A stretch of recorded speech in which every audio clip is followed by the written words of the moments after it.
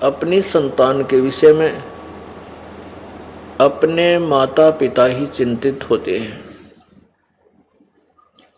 अन्य मित्र, कोई रिलेटिव, रिश्तेदार दुखी अवश्य होता है, लेकिन जितना माता पिता को कष्ट होता है इतना अन्य को नहीं होता। ये यथार्थ बात है। तो हम कबीर परमेश्वर जी के बच्चे हैं और कबीर परमेश्वर ही हमारे सभी संकटों का निवारण कर सकते हैं। उन्हीं को हमारे ऊपर रहम आता है, दया आती है। वो परमेश्वर आकर के हमें ज्ञान देते हैं, समझाते हैं कि तुम काल के जाल में फंसे पड़े हो। यहां तुम्हें इस माया का नशा करा के अज्ञान रूप अंधेरे में भरमाया हुआ है। परमात्मा हमें याद दिलाते हैं कि तुम काल के जाल में फंसे पड़े हो। यहां कोई बेटा नहीं, कोई बेटी नहीं, कोई पुत्र नहीं, कोई पुत्री नहीं, कोई माता पिता नहीं, कोई संबंधी नहीं।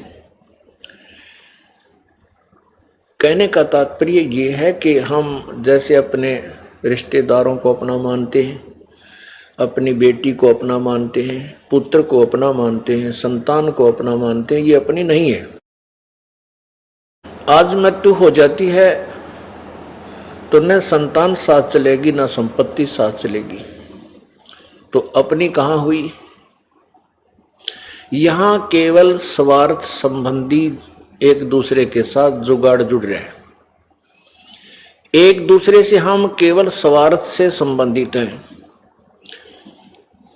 अब परमात्मा ने कहा है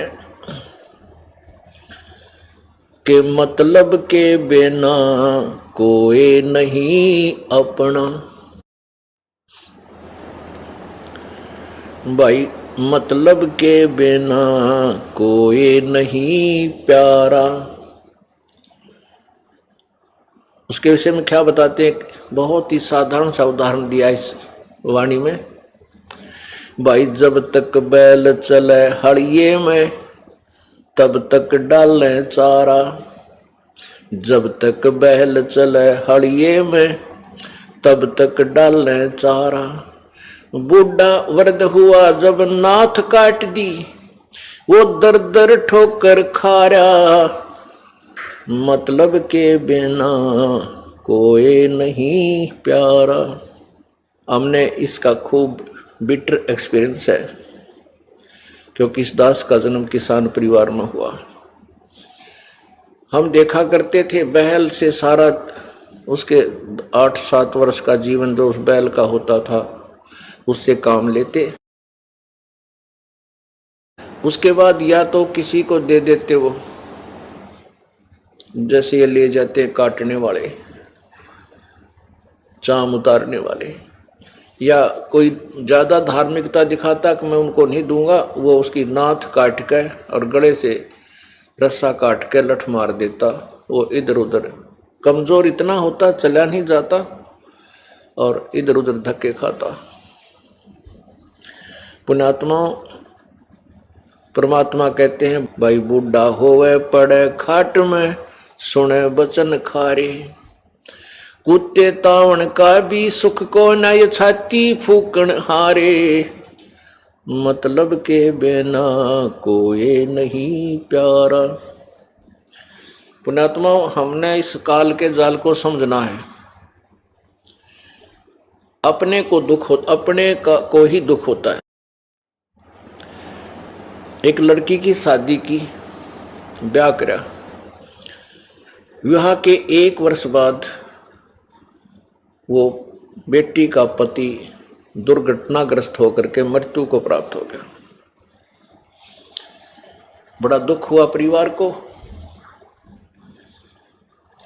13 दिन के बाद उसके छोटे भाई के साथ उस लड़की का संबंध कर दिया। अब लड़की की माता पहले तो बहुत बुरी तरह रो रही थी, और जिस दिन उस छोटे भाई के साथ उसका संबंध जोड़ दिया, खुशी मना रही थी। कोई दुख नहीं था, लेकिन लड़के की मां फिर भी टक्कर मार मार कर रो रही थी।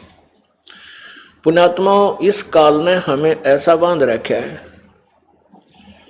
इसने अपने स्वार्थवश हमें यहां पर पाल रखा है। 1,00,000 मानव शरीरधारी प्राणियों का यो नित आहार करता है, और उसी के लिए हमें एक दूसरे के साथ झूठे मोह ममता में और ये झूठा सुख दे करके फंसा रखा है।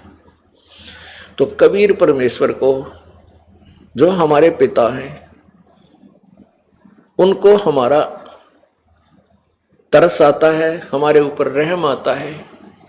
अपनी संतान के लिए वो भटकते फिरते हैं। परमात्मा कहते हैं, गोता मारूं स्वर्ग में और जा बैठूं पाताले, कह कबीर ढूंढता फिरूं अपने हीरे माणिक लाल।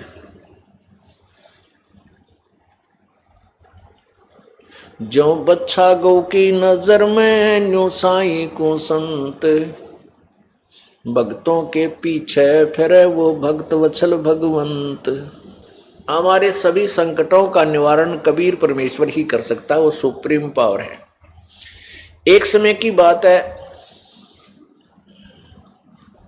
उत्तर प्रदेश के, अपने उत्तर प्रदेश राज्य में, स्टेट में एक मगहर स्थान है, मगहर नगर है। मगहर नगर जो है, जो गोरखपुर शहर है, गोरखपुर गीता प्रेस गोरखपुर के नाम से जो प्रसिद्ध है, उस गोरखपुर से 25 किलोमीटर की दूरी पर है। उस मगहर, वो उस समय मगहर रियासत थी। उस रियासत का नवाब बिजली खान पठान था। बिजली खान पठान था, और वहां पर मुसलमान और हिंदू उस नगर के अंदर लगभग बराबर की मात्रा में रहते थे। वहां पर एक दुर्भिक्ष गिरा, दुर्भिक्ष, अकाल पड़ गया। सभी ने अपने जंतर मंतर कर लिए, हिंदुओं ने भी अपने यज्ञ आदि कर ली, धर्म भी कर लिया, लेकिन कोई बूंद नहीं गिरी, वर्षा नहीं हुई। त्राही त्राही मच गई, बहुत बुरा हाल हो गया। किसी व्यक्ति ने वहां के नागरिकों को बताया कि काशी के अंदर एक बहुत बड़े महान संत रहते हैं, बहुत ही सिद्धि युक्त है। यदि वो प्रसन्न हो जाएं और वो आकर के आपके ऊपर रहम करें तो वर्षा हो सकती है। उनका नाम कबीर है, कबीर नाम है उन महापुरुष का। यदि वो आ जाएं और उनसे आप जाकर प्रार्थना करो तो आपका संकट निवारण हो सकता है। इस बात का ज्ञान बिजली खां पठान नवाब को हुआ, क्योंकि उस समय तो सबकी घी बन जाती है। पुण्यात्मा, जब तक परमात्मा राजी है, समय पर वर्षा हो रही है और टाइम पर टूक मिल रही, हमारे को भोजन मिल रहा है, तब तक तो हम आंडी पाका हैं, दारू पीवे, घुट्टी लावा, कदे नो के नमक ठीक को ना सब्जी में ला के शराब की घूंट।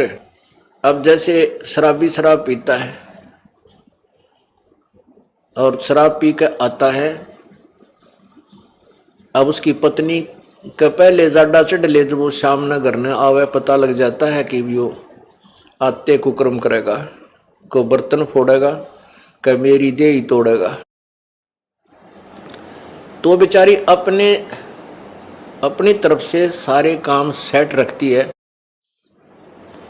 और बढ़िया भोजन बनाती है, और उसमें किसी दिन थोड़ा बहुत नमक कम ज़्यादा हो जा तो थाली फेंक कर मारे और मैं नहीं खाता रोटी, मुंह च डाले, वह बेचारी उसका पीछे पीछे फिरे।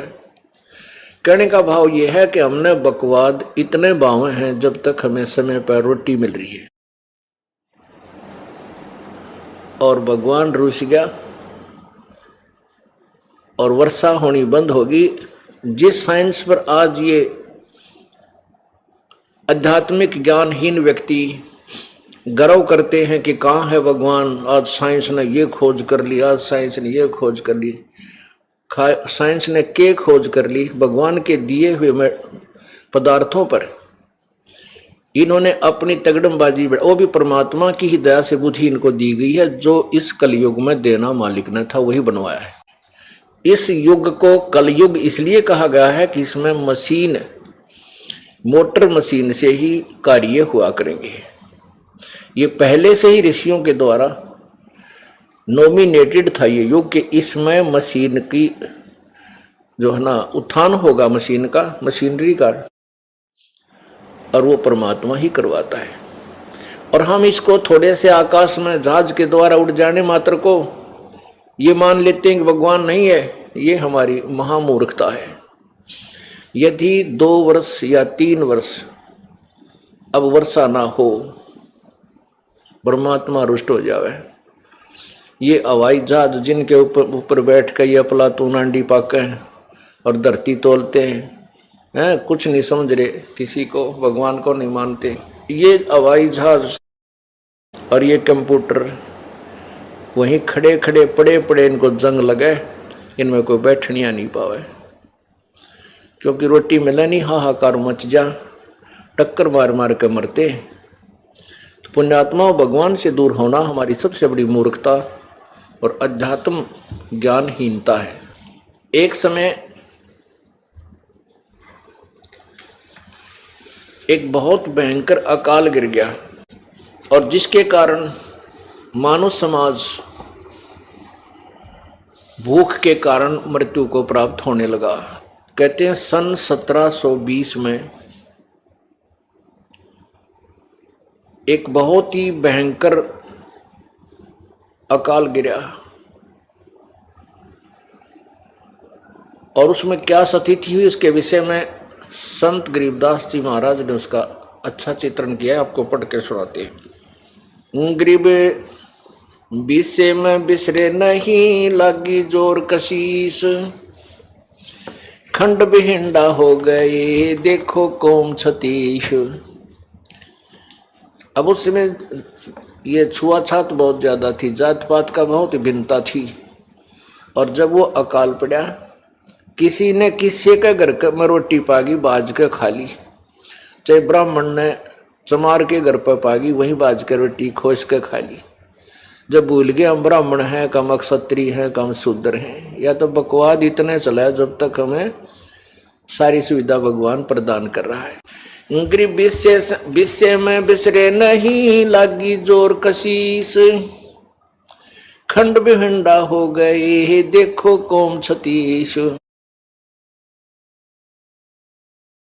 शहजादे मांगत फेरे वो दिल्ली के उमराव, जिन रोटी पाई नहीं जो खाते नान पुलाव। कहते दिल्ली के वो बादशाह और उनके पुत्र जो नान पुलाव खाया करते थे, उन रोटी नहीं मिली। शहजादे मांगत फेरे दिल्ली के उमराव, एक रोटी पाई नहीं जो खाते नान पुलाव। गंगा जमुना पार को चली दुनी सब डोल, रोटी साटे बिक गए बालक लड़के मोल। नौकर रोटियां के लिए अपने बेटे बालक भी बेच दिए लोगों ने। इसते आगे क्या कहूं, बीती बहुत बिताड़, बासमती भोजन करें जिन पाया नहीं पवाड़े। एक पवाड़ घास होता है जिसको गधे भी नहीं खाते, ओह, और वो मनुष्यों ने खाया उसमें। इसते आगे क्या कहूं, बीती बहुत बिताड़, बासमती भोजन करें जिन पाया नहीं पवाड़। जो बासमती चावल खाया करते थे उनने वो पवाड़ घास भी ना खाने को मिला, सूख गया सब कुछ। खर पवाड़ नहीं खाते हैं मनुष्यों खाया तोड़े। खर माने गधा, कहते गधा भी पवाड़ घास को नहीं खाता और मनुष्य ने तोड़ तोड़ के खा लिया। खर पवाड़ नहीं खाते हैं मनुष्यों खाया तोड़। सांगर टीट और बाखड़ी लीने वृक्ष झरोड़े। ओह, बाखड़ी एक कांटेदार एक बेल सी होती है फैली हुई जमीन पर खेतों में, और उसके इतने मोटे मोटे छोटे छोटे कांटे होते हैं। कहते वो बाखड़ी भी कूट कूट के खाई। और वृक्षों के पत्ते ने तोड़ तोड़ के जरोड़ के, जरोड़ना में ना ऐसे खींच के पत्ते पत्ते निकाल लेना, उसको जरोड़ना बोलते हैं, जरोड़ लिए। खर पवाड़ नहीं खाते हैं मनुष्यों खाया तोड़े। सांगर टीट और भाखड़ी लीने वृक्ष जरोड़े। सांगर ये जाटी जांडिया का लग गया करें, जांडिया का फल वो सिंगर बोले सांगर। और टीट ये टींड लग गया करें कैरों के। और बाखड़ी लीने वृक्ष जरोड़े। ओहो, खर पवाड़ नहीं खाते हैं मनुष्यों खाया तोड़े। सांगर टीट और बाखड़ी ही लीने वृक्ष जरोड़े। कड़ा कोंदरा खा गए जड़ा झोझरू झाड़। इसते आगे क्या कहूं रही न बोदी बाड़े। बोदी बाड़, बाड़ होती थी कांटेदार झाड़ियों की, अपने खेतों के चारों तरफ रक्षा करने के लिए बाड़ लगाते थे। कहते हैं वह भी कूट कूट कर इंसानों ने खा ली। कड़ा कोंदरा खा गए जड़ा झोझरू झाड़। इसते आगे क्या कहूं रही न बोदी बाड़। फजल किया यूं दुख सोन्या बरसे दीन दयाल। आए इंद्र गर्ज करे सुभर तालम ताल। सुभर सरवर ताल। सातों धातुर सात अन वर्षा ही के माही। मेर मौज मौला करी ही बादल पछाए जाही। बरसे इंद्र घन गोरे करे उतरा हुक्म हजूर। खलक मुलक सब आवादाने ना कहीं होत कसूर।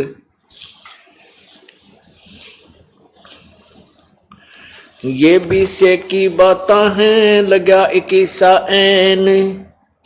60 महीना शुभ घड़ी ही 7-8 चैन।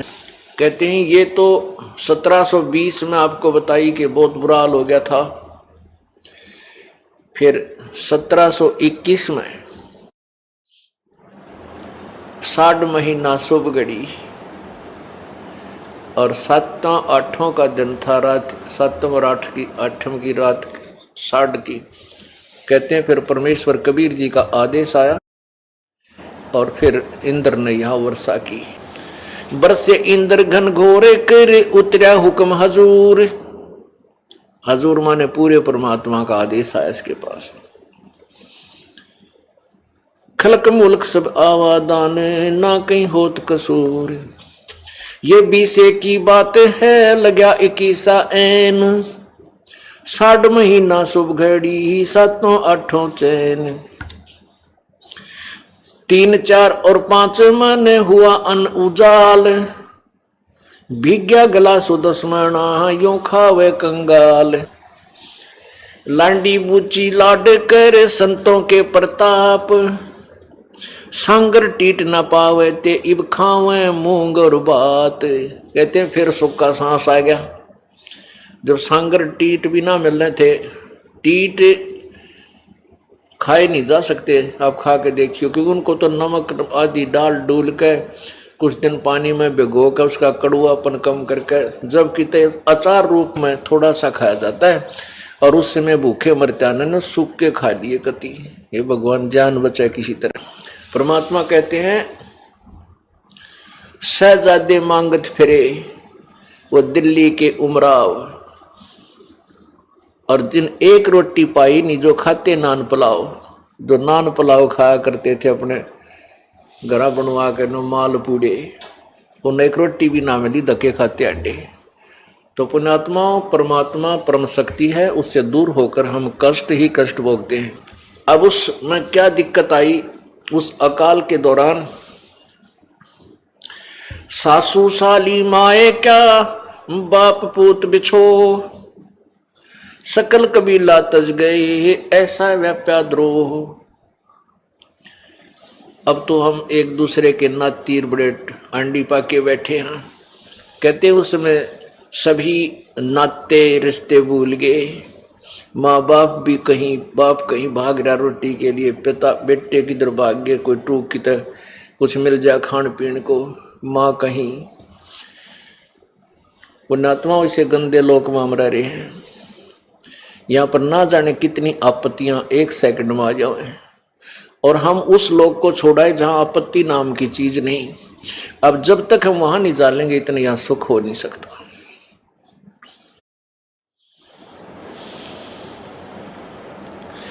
ऐसी बीती जगत में जाने नहीं जहान, कथर चूना लाए क इब चाबण लगे पान। अब उस समय तो ऐसी दुर्गति हुई थी, अब भूल गई है दुनिया, और कहते उस समय इब यो चूनार कथा ला के पान खान लागे, बकवाद करें। बता पान के पेट भर कोरी बकवाद। अब उस समय वो कहाँ गई थी वो पान, जब टक्कर मारते फिरे थे एक आहार के लिए। तो पुण्यात्मा, इसलिए हमने विकार नहीं करने चाहिए, परमात्मा से डर के यहाँ से पीछा छुटवाना चाहिए, ताकि ये आपत्तियों के घर में फिर ना आ जावा। ऐसी बीती जगत में जाने नहीं जिहान, अब कथो चूना ला कह चाबण लगे पान। पांडव भारत में बचे यूं रखे जनदास, काल कुचालों में रहे नहीं खाए खड़गाश।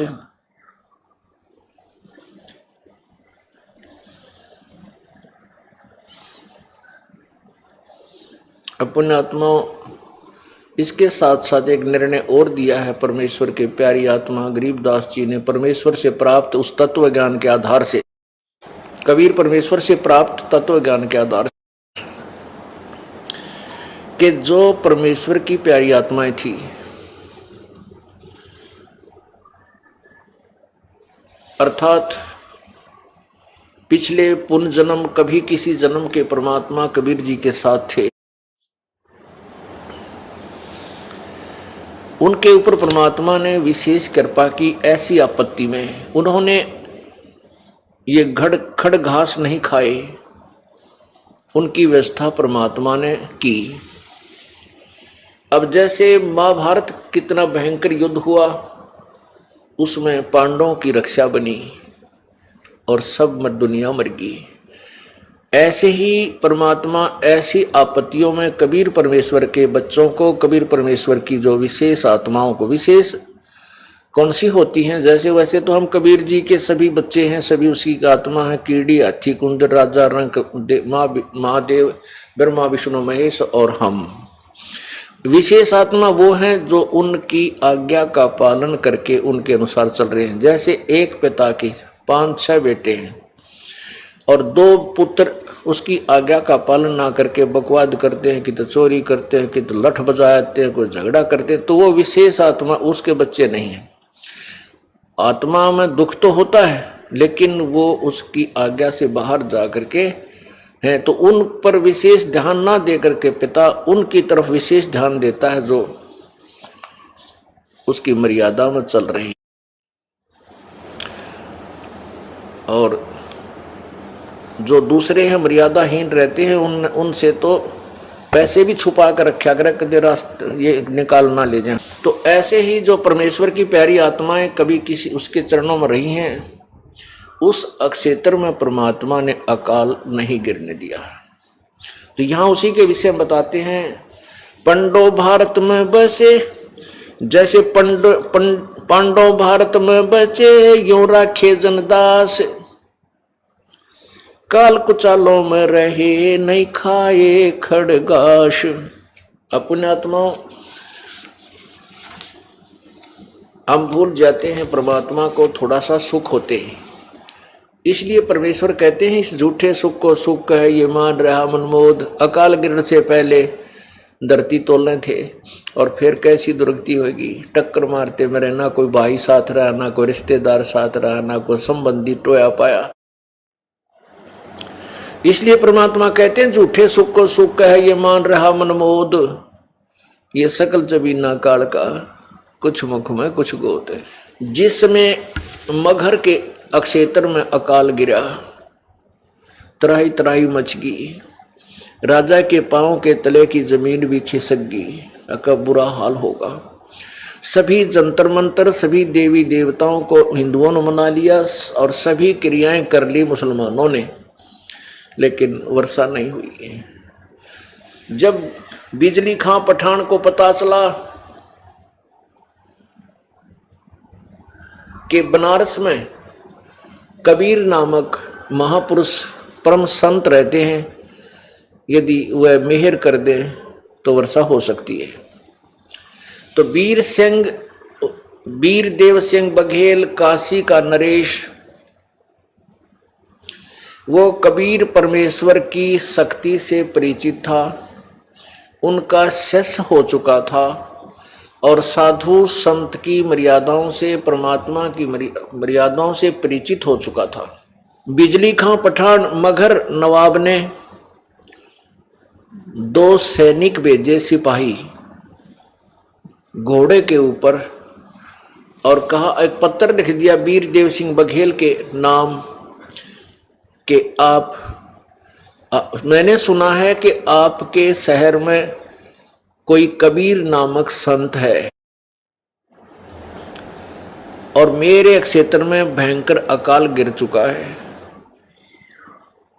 आपसे प्रार्थना है कि उस कबीर संत को मेरे यहां भेज दें और इन सैनिकों के साथ वो घोड़े पर बैठकर आ जाए, यहां वर्षा करवानी है। हम इतने अज्ञानी हैं भक्ति मार्ग से, बताइए कोई बड़का का खेल था, संत ने बुलावा, कौन सी धरण ठुआनी थी। अब वो सैनिक लेकर वो पत्थर चल पड़े, जाकर के वीर देव सिंह बघेल, वीर सिंह बघेला उस राजा को बिजली खां पठान का संदेश दे दिया। उसने पत्र पढ़ा, वीर देव सिंह ने पत्र पढ़ा और तुरंत पत्र लिख दिया और मौखिक भी उन सैनिकों से कहा, उस पत्र में भी लिख दिया और सैनिकों से भी बोल दिया कि भाई बिजली खां पठान से कहना कि ये कोई तरीका नहीं संत को बुलाने का और उससे रहम पाने का। उसमें पत्र में भी लिखा और सैनिकों से बोल दिया कि बिजली खां पठान आवे और संत के चरणों में नतमस्तक हो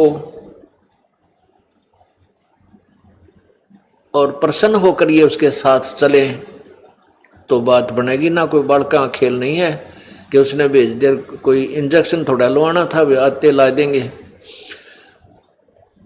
तो वो दोनों सैनिक वापस आ गए बहुत शीघ्रता से।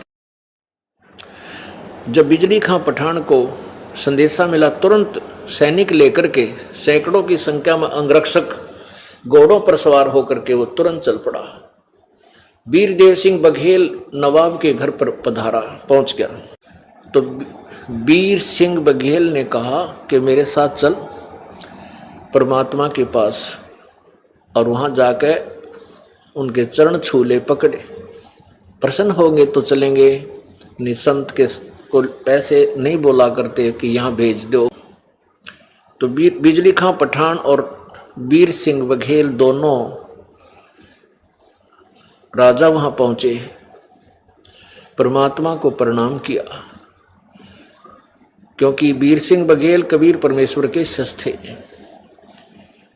परमेश्वर ने पूछा कैसे आना हुआ राजन? दास की कुटिया पर।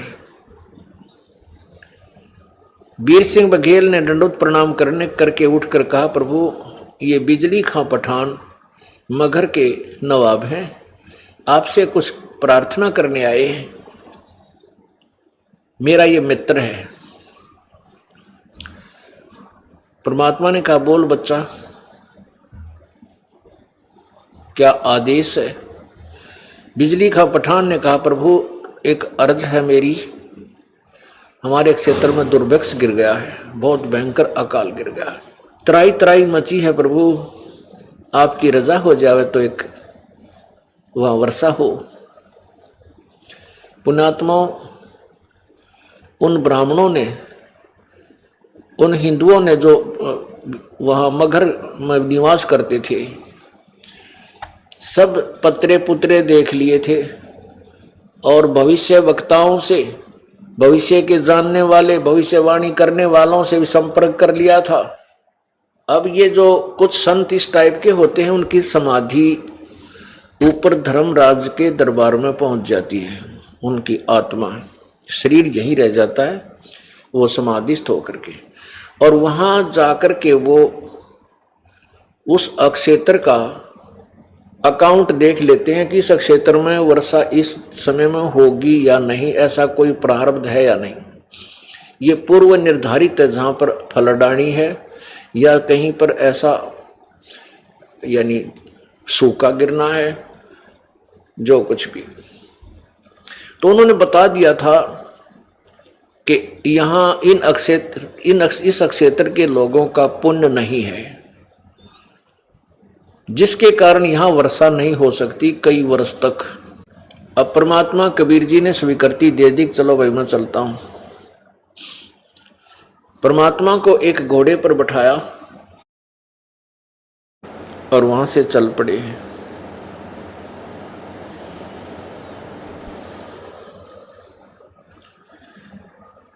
जब रास्ते में आ रहे थे तो वहां एक नाथ जी, वैसे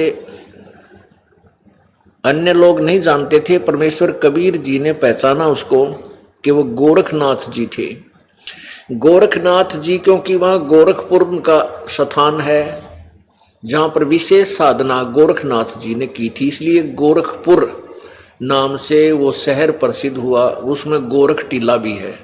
पुण्यात्माओं, हम ये सोचते हैं कि ये संत जैसे गोरखनाथ जैसे पार हो गए, और इनकी इतनी सिद्धियां थी कि एक बार गोरखनाथ जी ने अपने गुरु मच्छंदर नाथ के भ्रम को निवारण करने के लिए एक पहाड़, जो पहाड़ था मिट्टी का, पत्थर का, उस पूरी पहाड़ी को सोने का बना दिया था अपनी सिद्धि शक्ति थे।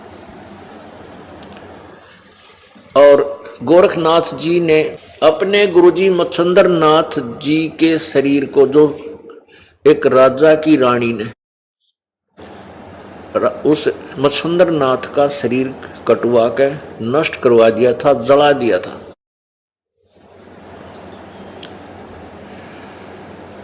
और मच्छंदर नाथ जी उस रानी के, राजा के मृत शरीर में प्रवेश करके और वहां रह रहा था।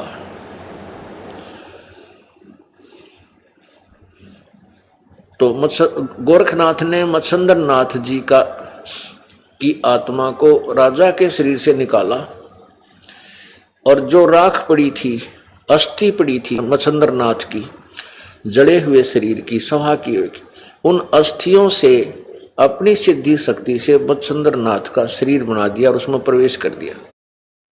इतनी शक्ति थी इस गोरखनाथ में, लेकिन न तो इसका मोक्ष था, ऐसे ब्रान माटी नो की नो रही, उसका प्रमाण दिया जा रहा है। अब क्या होता है कि जिस गोरखनाथ जी का शरीर छूट गया, मर गया, अब ये सूक्ष्म शरीर में, प्रेत वाले शरीर में पितर रूप में घूमते रहते हैं। जैसे हम गोपीचंद और भर्तरी को मुक्त मानते हैं, वो मुक्त नहीं है, ऐसे ही पितर रूप में भटक रहे हैं। जहां जाए कहीं प्रकट हो जाते हैं, दर्शन दे देते हैं किसी को, फिर अंतर्ध्यान हो जाते हैं। तो ये मोक्ष प्राप्त प्राणी के लक्षण नहीं है। मोक्ष प्राप्त प्राणी बहुड़ कर इस संसार में नहीं आता।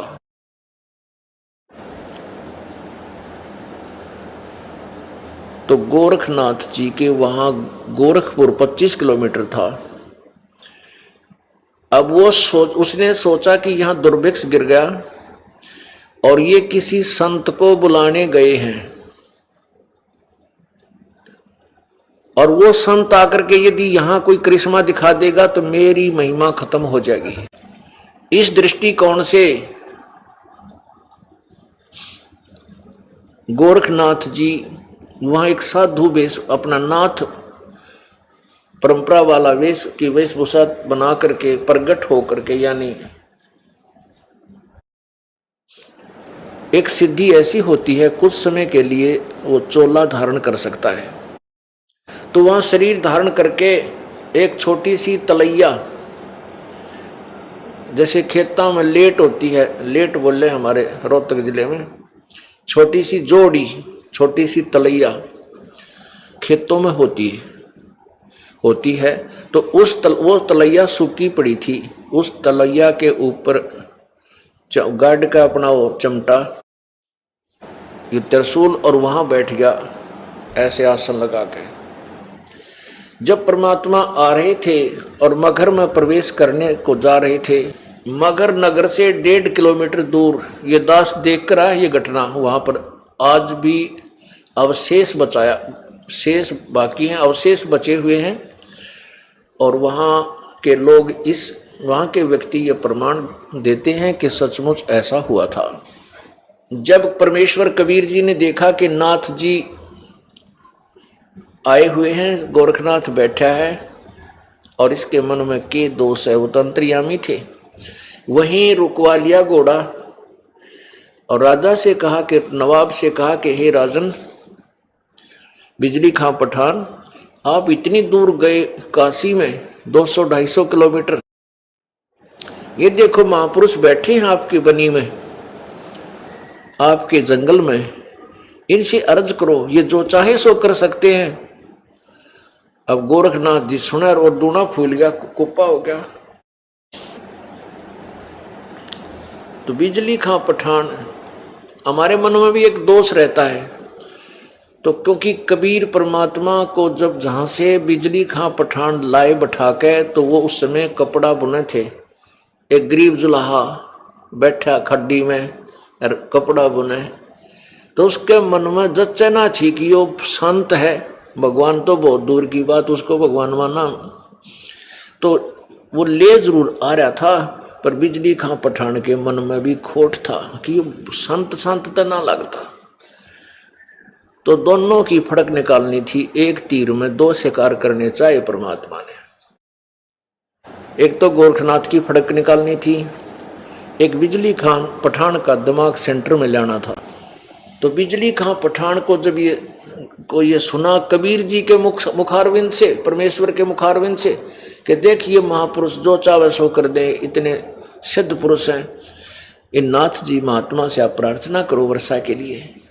गोरखनाथ जी घना राजी ना, वो बिजली खां पठान घना प्रसन्न हो गया, अक्सर सचमुच महात्मा तो ईशे होया करे, और जाकर बिजली खां पठान ने प्रार्थना की, हे नाथ जी, हे महात्मा जी, हम यहाँ की जनता पानी के लिए तरस रही है, कृपा वर्षा करवा दो।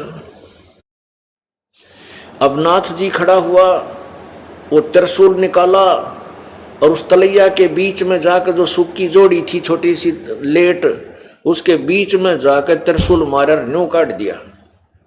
वहां से पानी की धार फूट आई और वो तलैया, पूरी छोटी सी तलैया थी, वह भर गई पानी की। और फिर नाथ जी आकर बैठ गया नुआकड़ कर। अब कबीर परमात्मा बोले, देखो भाई कर दिया ना, पानी कर दिया महात्मा ने, तेरे की देख तुम कहाँ गए थे, ठीक हो गया काम, बिजली खां बन गई बात है।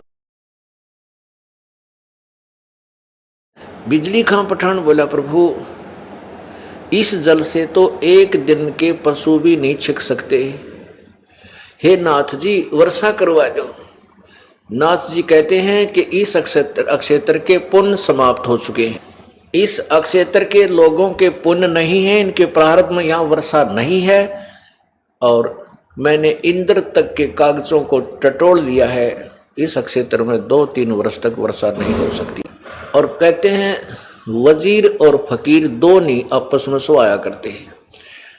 अब कबीर परमेश्वर ने कहा कि हे नाथ जी दया कर दो, आप तो जो चाहो सो कर सकते हो, वर्षा करा दो, आपके बच्चे यहाँ त्राई त्राई कर रहे हैं। तो गोरखनाथ जी नाराज हो गए, ने बोला तू करवा दे, ऐसा वर्षा करवाने वाला है, इनके भाग्य में नहीं है तो कहां से दे दे, कहां से वर्षा हो जा। अब बिजली खां पठान फंस गया, कहिया तो बात बिगड़ गई भाई। जब इंद्र के कागजात ही देख लिए इसने और महात्मा नो के वर्षा नहीं होगी तो मर गए भाई अंत।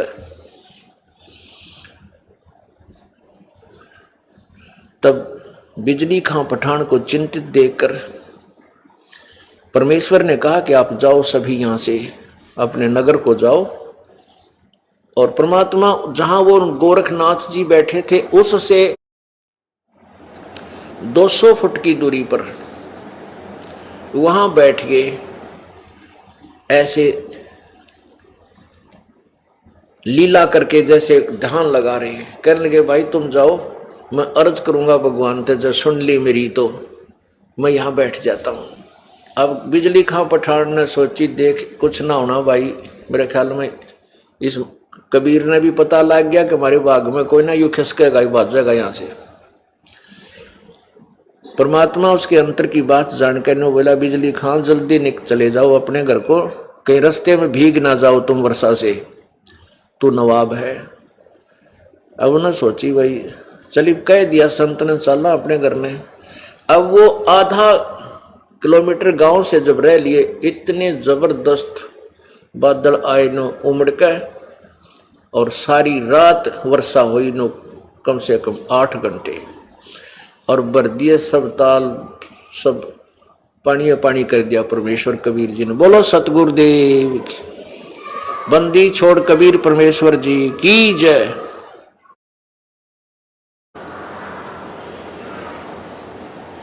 अब सारा गांव उमड़ के उस वर्षा में बरसते में उल्टे आगे वह कितके घर जावे थे, और परमेश्वर के चरणों में बाल बच्चों समेत वहीं आके गिर गए। घर पर चलो परवरदिगार, हमारे गांव चलो परवरदिगार। परमात्मा बोले ये तुम्हारे भाग्य में नहीं था। ये इस दास की अर्ज सुनी है मेरे पूर्ण परमात्मा ने, यानी खुद ही डबल रोल कर रहे थे। परमात्मा बोले कि मैं तुम्हारे नगर में चलूंगा इस शर्त पर, इस कंडीशन पर कि तुम हिंदू और मुसलमान मेरा उपदेश लोगे, मेरे शिष्य बनोगे। परमात्मा ने कहा ये तो एक आपत्ति थी, ऐसी ऐसी ना जाने कितनी आपत्ति तुम्हारे अंदर आएंगी, उनको भी दूर करूंगा। अब इतनी समर्थता देख के पूरे नतमस्तक हो गए, प्रभु जैसे आप कहोगे वैसे ही कर लेंगे। तब परमात्मा कबीर जी ने उनके नगर में प्रवेश किया। हिंदू और मुसलमानों को दोनों को संदेश दिया। हिंदू और मुसलमान दोनों ने परमात्मा की शरण ग्रहण की। बिजली खां पठान भी उनका शिष्य बन गया।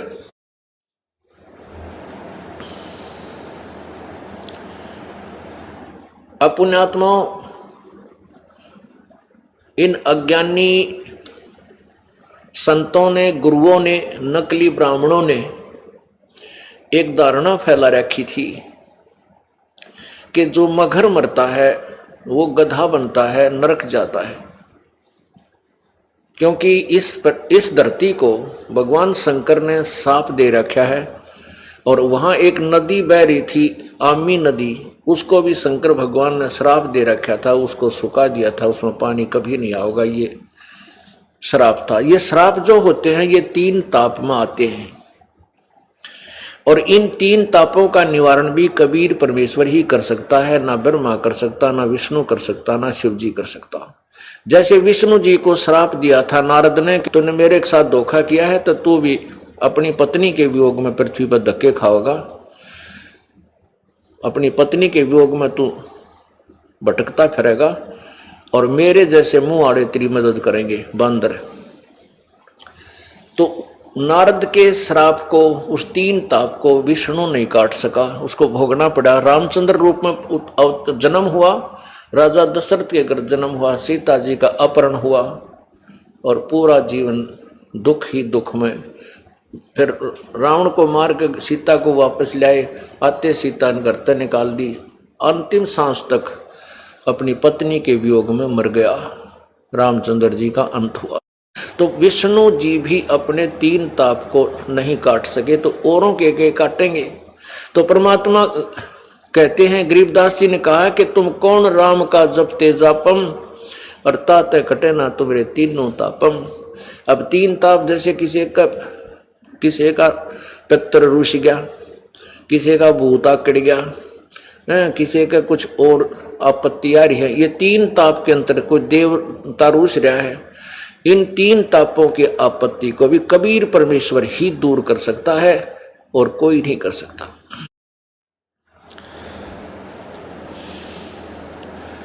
उधर से काशी के नकली ब्राह्मणा ने क्या कर रखा था, एक अफवाह फैला दी कि जो काशी में रहेगा वो सीधा स्वर्ग जाएगा।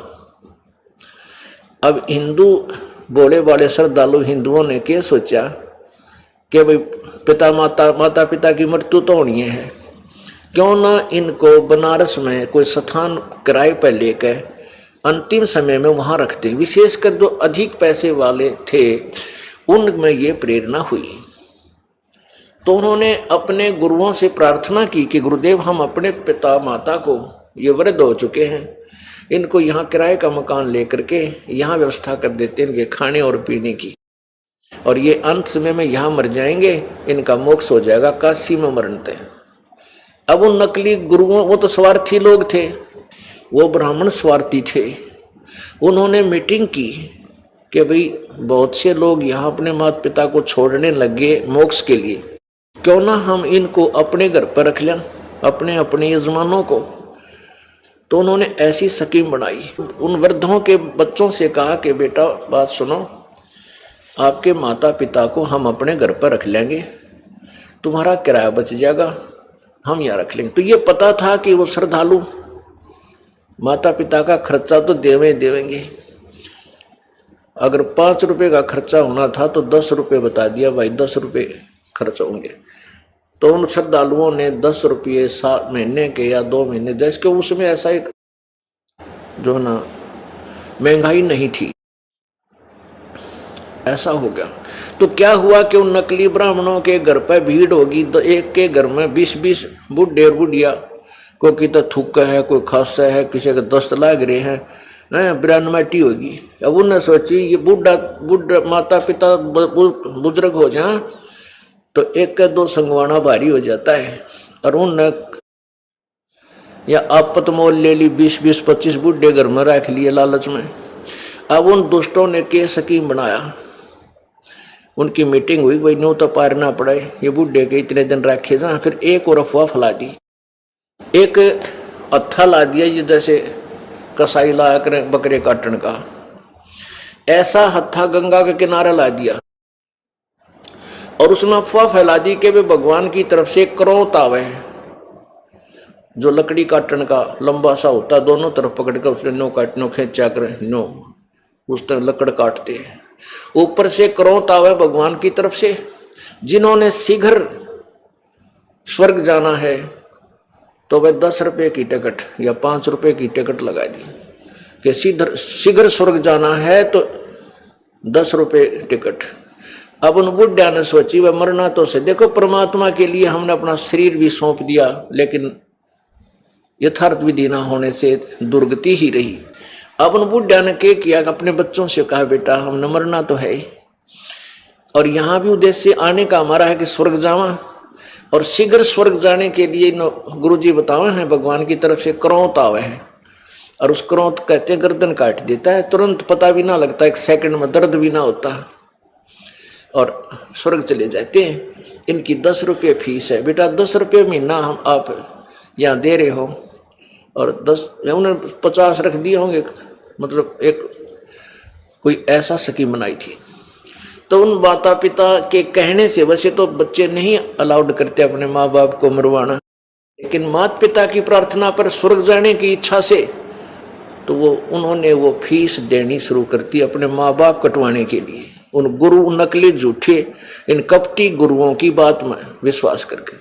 तो वो क्रोध ला दिया, वहां वो भी कटवाना स्वीकार कर लिया। हमने ऐसा जुल्म किया इन लोगों ने। तो परमात्मा कहा करते थे कि भाई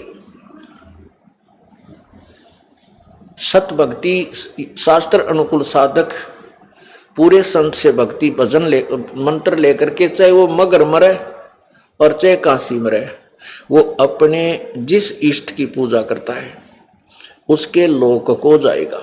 ये झूठ बोले हैं नकली ब्राह्मण, ये झूठे कपटी स्वार्थी, इन्होंने ये कसाईवाड़ा कर रखा भाई, इनकी बातों को मत मानो। लेकिन हम इतने बोले थे शुरूते ही, हम इन झूठे गुरुओं की बात को सच्ची मानते थे और परमात्मा की बात को नकार दिया। उस भ्रम को निवारण करने के लिए परमात्मा ने कहा कि मैं मगर में शरीर छोड़ूंगा और पंडितों आ जाइयो, देख लियो अपने पत्रे लेकर मैं कहाँ जाऊंगा, नरक जाऊंगा या गधा बनूंगा या नरक स्वर्ग से भी आगे जाऊंगा, मैं सतलोक जाऊंगा, वहां से मगर में मर के। वो दिन निश्चित कर दिया, वहां से पैदल चाल पड़े परमात्मा, 3 दिन में पहुंचे और साथ में काशी का नरेश वीरदेव सिंह बघेल अपनी सेना लेकर साथ चल पड़ा कि अपने गुरुदेव का शरीर में यहाँ लाऊंगा काशी में और हिंदू रीति से अंतिम संस्कार करूंगा। यदि बिजली खां पठान राजी खुशी नहीं देगा तो उसके साथ युद्ध करके जबरदस्ती छीन के लाऊंगा। सेना ले चला। उधर दूसरी तरफ बिजली खां पठान को पता चला कि गुरुदेव यहाँ आ रहे हैं, हमारे पीर, और शरीर छोड़ेंगे। तो बिजली खां पठान ने अपने मुसलमानों से विचार विमर्श किया, मंत्रियों से, कि अभी अपने पीर का शरीर हम नहीं देंगे, हम अपनी मुसलमान रीति से इनका अंतिम संस्कार करेंगे और इन मुसलमान हिंदुओं को नहीं देंगे, ये इनको जलाएंगे, जो हमारी विधि के विरुद्ध है।